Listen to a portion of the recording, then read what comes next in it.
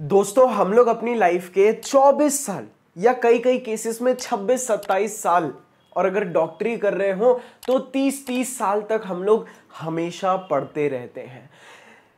पढ़ाई ही मान लो एक ऐसा रास्ता बन जाता है, एक ऐसा रास्ता जो हमें दिखता है सक्सेसफुल बनाने के लिए। सिर्फ पढ़ाई ही हमें एक जरिया दिखता है जो हमें हमारा करियर बना के दे सकता है। लेकिन आज की जनरेशन की जो सबसे बड़ी प्रॉब्लम है, इनफैक्ट मेरी भी सबसे बड़ी प्रॉब्लम यही थी, जब पढ़ने बैठो, पहली बात तो कभी पढ़ने बैठ ही नहीं पाते थे और कभी माँ बाप के डर से पढ़ने का नाटक भी करते थे। तो जैसे ही पढ़ने बैठो, फोन साइड में रखो और किताब खोलो तो किताब के अंदर हमें चैप्टर्स और लेसन्स नहीं दिखते।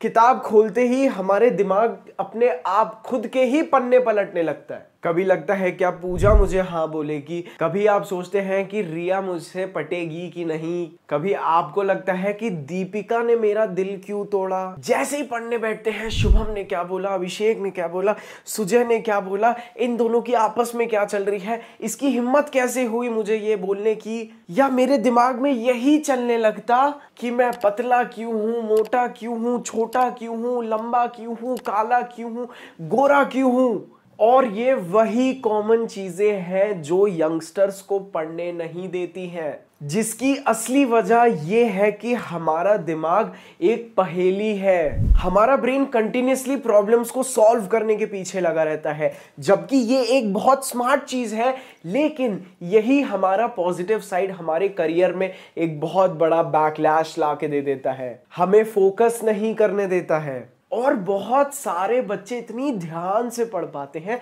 और कुछ मेरे तुम्हारे जैसे लुच्चे लड़के पढ़ ही नहीं पाते, जिसमें हमारी कोई गलती नहीं होती है। और इसकी सबसे बड़ी वजह यह है कि हम सबके दिमाग अलग अलग तरह से काम करते हैं। ऐसा जरूरी नहीं है कि जो टॉपर की लाइफ में चल रहा है वही सेम सर्कमस्टांसेस तुम्हारी लाइफ में है। और सबसे बड़ी बात तो यह है कि ये सारी की सारी चीजें नेचुरल है।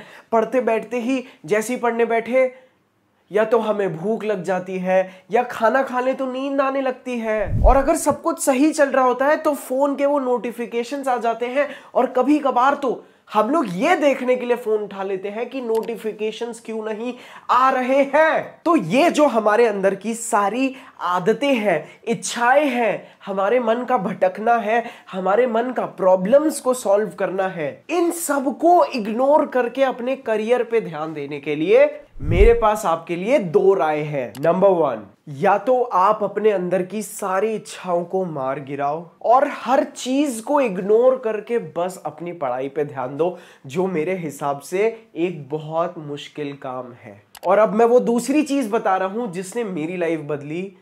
वो था कि जो चीज तुम्हें बुला रही है, जो चीज तुम्हें डिस्ट्रैक्ट कर रही है, उस चीज के पास जाओ और उस चीज को इतना कर डालो कि वो चीज तुम्हें बर्बाद कर दे। चाहे वो किसी भी तरह का एडिक्शन हो, कोई भी लड़की हो, जाओ लड़की से रिजेक्ट होके आ जाओ, कोई सवाल ही नहीं बचेगा आपको सोचने के लिए। क्योंकि मैं एक चीज बताता हूं, मैंने अपनी हर एक इच्छा को कभी भी नहीं दबाया। मैंने हमेशा उनको जीने दिया, उनके साथ जिया, उनको एंजॉय किया और उन्हें खुद को पहले बर्बाद करने दिया।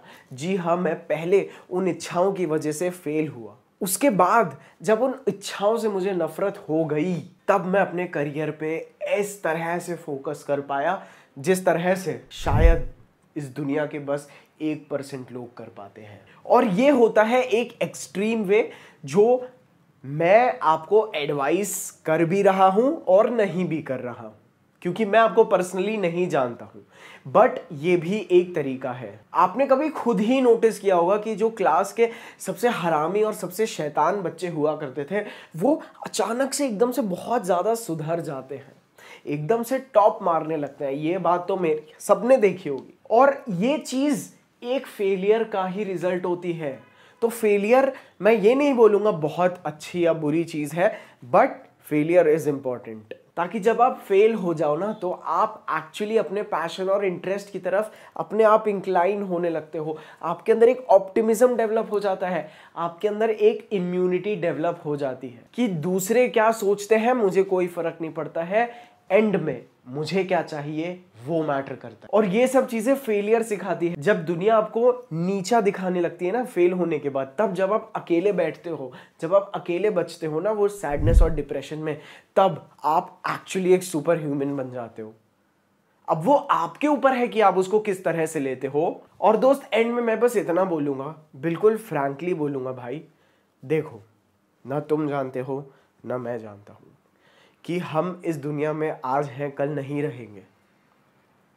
हमें नहीं पता कि शायद अगले ही पल हम इस दुनिया में ना रहें।